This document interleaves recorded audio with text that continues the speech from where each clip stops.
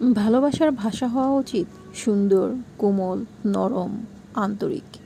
খেয়াল করে দেখবেন আমরা বাইরের মানুষের সঙ্গে কত ভদ্রভাবে কথা বলি।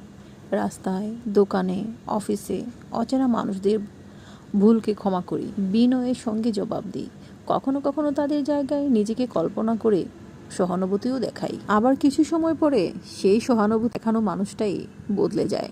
বাসায় ফিরে যার সঙ্গে সারা জীবন কাটানোর কথা, যিনি আমাদের সব সুখ দুঃখ ক্লান্তি ভেঙে পড়ার সময়গুলো ভাগ করে নেন, তার সঙ্গেই আমরা সবচেয়ে রুক্ষভাবে কথা বলি।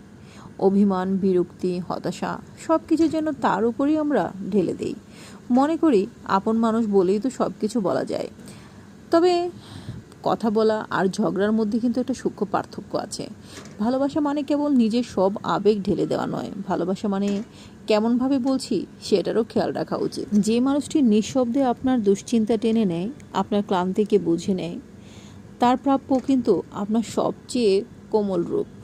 উত্তেজনার ধার নয়, অবহেলার টুকরো নয়, তিনি প্রাপ্য একটি সচেতন মন, শ্রদ্ধাভরা কণ্ঠ আর নিরাপত্তার মোড়া সম্পর্ক। তার সাথে এমনভাবে কথা বলুন যেন প্রতিটি বাক্যেই থাকে নরম ভাব, নমনীয়তা আর কোমলতা।